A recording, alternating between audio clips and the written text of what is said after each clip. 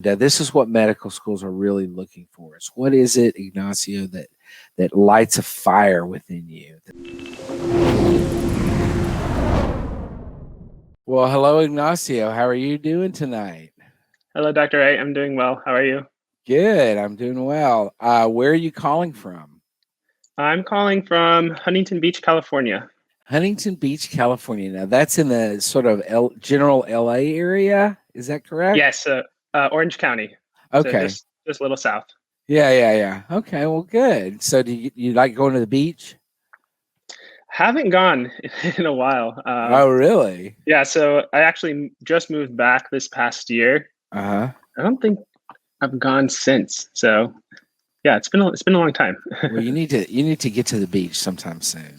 I know. The thing is, when you grow up by it, you tend to take it for granted. So. Yeah, I get it. Well, nonetheless, I'm glad you're with us tonight, and we're gonna get to know you a little bit, look at your stuff, and then make a determination on where things should go and how quickly and all that. Does that sound good? Yeah, it sounds great.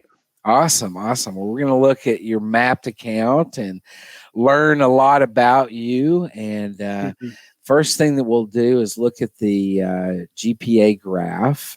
And we see an MCAS GPA here of 3.83 cumulative. That's a great cum with a science GPA of 3.68. Now, what is your major, Ignacio? So my major is nutrition and dietetics. Mm-hmm. So I have my bachelor's and my master's in nutrition. Okay. Mm-hmm. Okay. So this graph that we're seeing here, that those that are watching on the video are seeing here, what this is everything including your master's? Yes. Okay. Good. So let's talk a little bit about this graph. So the first thing I see on this graph is a couple of dips. Yes. You want to talk about those? Yeah. So I think with those dips, those were semesters where I was maybe taking like one or two classes, or I ended up dropping some classes, and then I think that one of those dips was when I took OChem, and then the other dip might have been I think I might have gotten like a C and a B. Or no, it might have been like two B's actually. Because I think I've only gotten one C. Okay. So, are you a nutritionist or a dietitian, or I don't know what do you? So I'm not a dietitian. I did get to the point where I was in an internship.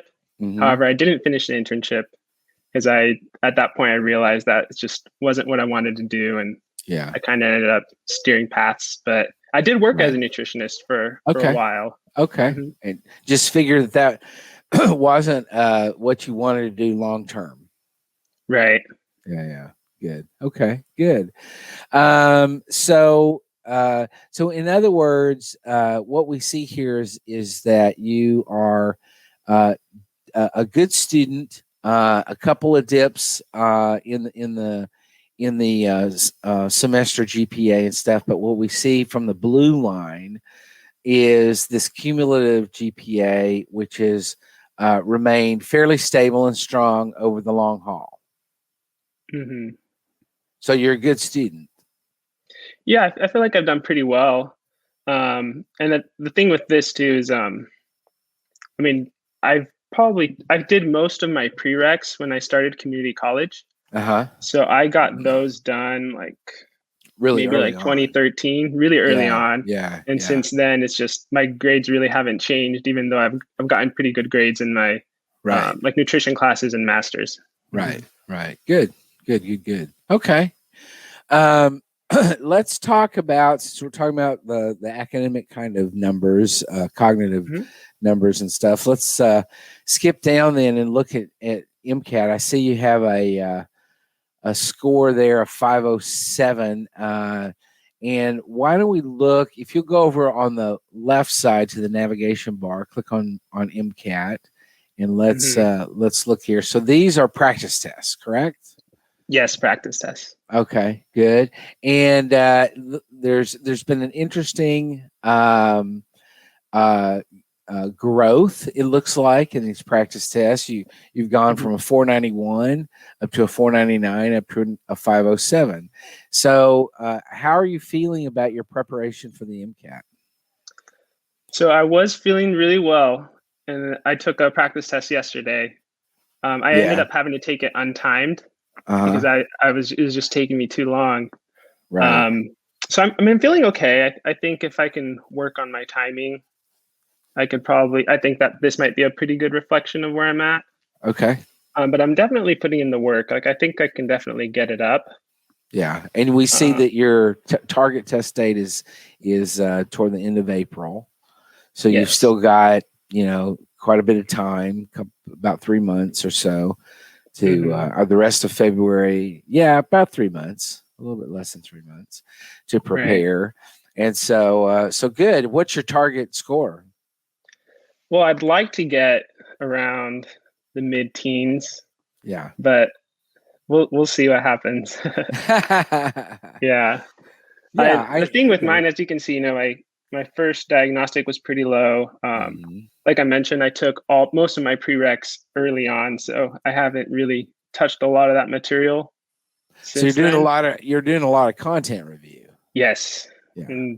And yeah, I mean, it's going well. I think I should be okay. I think. Yeah. Well, I what I see here is, even though these aren't time tests, what I see is growth, and that's important. Now, I do think that you need to pretty quickly get into having to testing yourself in practice tests, timing yourself. Timing is a huge and very important part of the MCAT, and finding that rhythm and knowing how much time you have on an individual passage to spend with that passage before you can move on. So I think getting into that, but I would certainly encourage that, and not too much longer into your prep. Yeah, good. Okay, yeah, definitely. Good. Well, yeah, and I do think it's a little bit more difficult for you because it's been so long since you've had some of those classes and stuff, and the fact that you're having to really review a lot of content is a factor that obviously you have to take into consideration and work through. So absolutely good. Let's look at what you've been doing with your time. So we'll go over to activities. And why don't you? We can kind of walk our way through a lot of this. But why don't you tell us what we're seeing here? We see a variety of different things. So kind of walk us through this a little bit. Sure. Yeah. So first thing you'll see here, I did a little bit of volunteering as a cooking class instructor for a local middle school. So this is while I was in grad school. Did a little bit of work there. So that was a lot of fun, working with the kids. Sure. Teaching them healthy recipes and just getting them to, enjoy making food. Right. So just a couple hours that was kind of spread out throughout the semester. Next I worked as a diet aide. It's kind of like an internship for food service. So this is when when I was preparing to become a registered dietitian. This is kind of like the path that was set before me. As you work a little bit in food service, get some experience. And yeah, I mean, it was a really great experience for me. It was the first time that I was really in the hospital. And also it was just working, at a VA hospital. I got a little bit of insight into the culture. Worked with a lot of, really great people, and I just learned a lot. And I learned a lot from working, if a lot of the people that I was working with were veterans, or a lot of the people, in the hospital, it was just great serving and getting to know a lot of the patients there. Yeah, that's awesome. That's great. Now you have the dietetic intern there. Was that a part of your program? Yes. So usually there's a few programs where it's a combined master's and dietetic internship. And so that's what I was doing. And so these hours that I have here are a combination of being in the hospital, working with patients. So like counseling on, different diets. So patients who maybe just had a heart attack or stroke, or who are in there, because they, for diabetes, because they just uncontrolled blood sugars. So just getting to talk to them, educate them. And then I also did a couple of food service rotations. So that's kind of what I did there. Okay. So I guess I would consider that clinical experience, but it didn't really give me the option. Yeah. Well, that's just what I was thinking. It sounds very clinical to me, but it was a part of your academic program. Right. So that makes sense. I want to skip over the scribing because I want to get back to that before we leave this section. But it looks like you've got quite a bit more clinical experience with the working as a nutritionist. Yes. Yeah. So I worked for the WIC program. So we work with pregnant women, women who just had their babies, and then children up to 5 years old. So that was, I think, one of the main things that kind of brought me back to medicine. Just getting to like work with all these new young mothers who had all these questions about how to feed their kids, or what to do. Follow up with them, making sure they're going to their doctor's appointments, getting their wellness checks and vaccines. And so I really liked that relation, like that more of that long-term relationship that I was developing with the patients there. Yeah. So do you? Yeah, I'm sure. So by virtue of that, are you interested in primary care? Is that something that interests you as a physician? Right. I'd say so. Definitely. That's, I will say that it's probably one of the only things that I've really had a lot of exposure to, besides, my scribing experience, but I love working with, the kids. So pediatrics might be another thing I might consider, but yeah, primary care. Yeah, for sure. Okay, cool. So you've done quite a bit of stuff. I see you're lifting weights. I see you're a personal trainer for quite a few hours as well. So you like being physically active, I take it. Yes, definitely. I like helping people get physically active too. Right.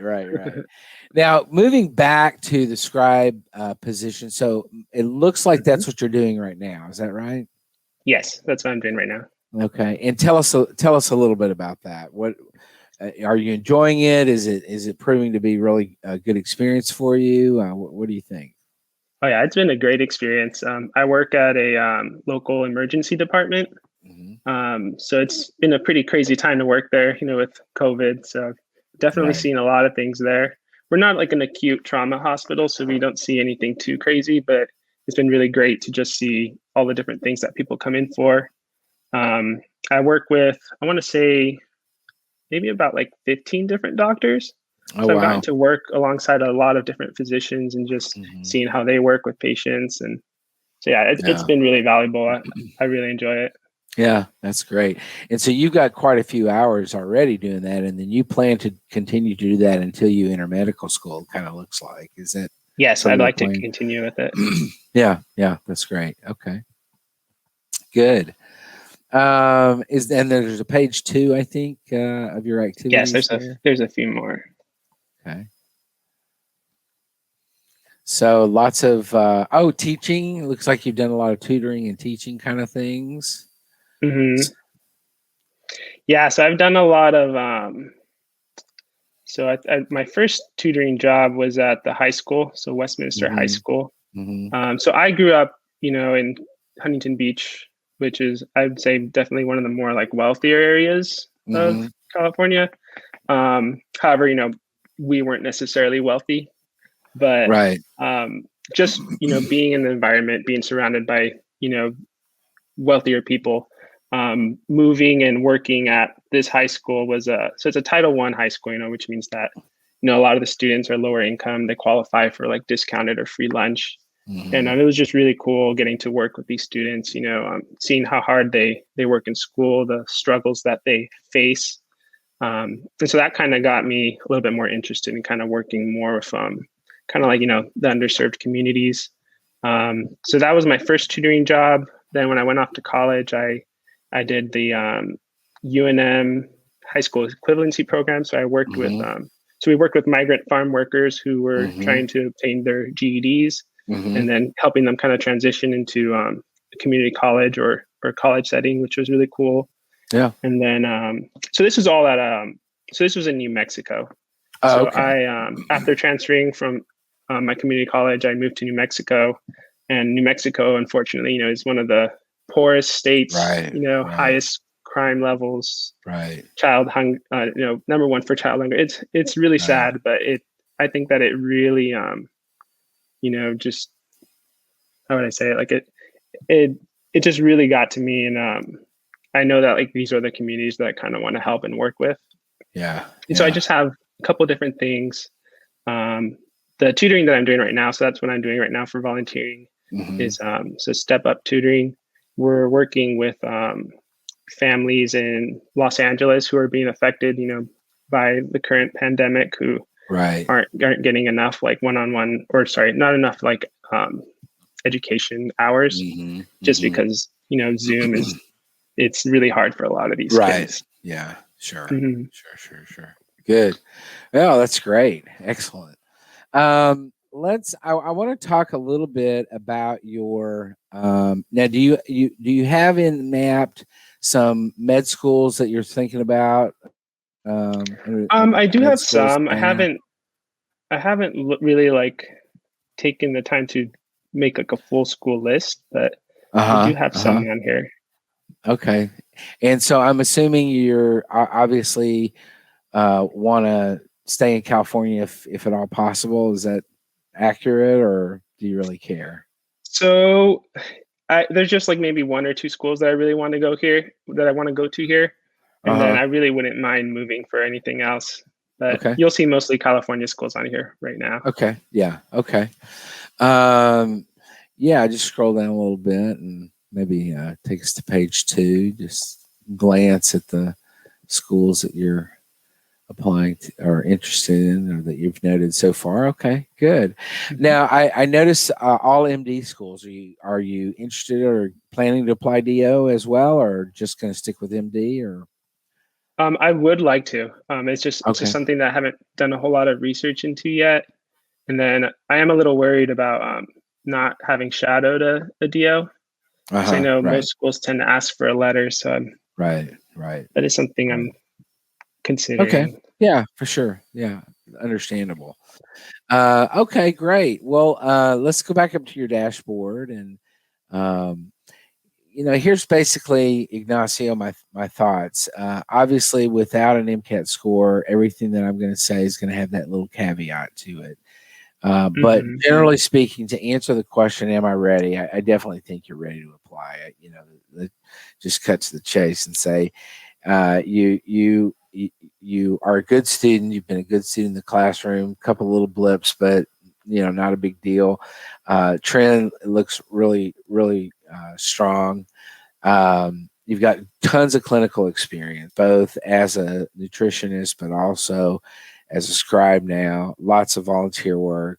Really, what you do with your time shows the passions in your heart. And this is what medical schools are really looking for. Is what is it, Ignacio, that lights a fire within you, that you say, this is what I really care about. So this is what I'm going to spend some of my time doing. And so, the fact that I see volunteer work and I see these tutoring activities and things like that you're not getting any necessarily benefit out of it, other than the good feelings that you get from being in the community like that. And so med schools care about these things, and they want to see people who are applicants who have spent time doing things that they're not, they don't have anything related to your med school application. They're not clinical, all this stuff.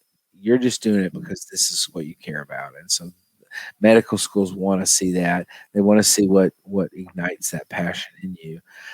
So definitely, I would say you're doing a great job. with that. Lots of clinical experience. I love it that you're scribing now and getting that experience to expand upon what you have done previous as a nutritionist. And I think we were Dr. Gray and Rachel and I were talking earlier tonight about clinical experience and how important it is. And this is obviously something that, and how much we like scribing, and how the kind of benefit you get from scribing. And I'm a big advocate for students getting involved with scribing if at all possible. You learn so much. Would you agree with that? Oh, definitely. Yeah. Good. Well, and so, all in all, what I would say, Ignacio, but looking at, everything you've presented here, is I definitely think I'd go for it this cycle. Keep up the good work in terms of prep on the MCAT and stuff, and I hope that goes well for you in April.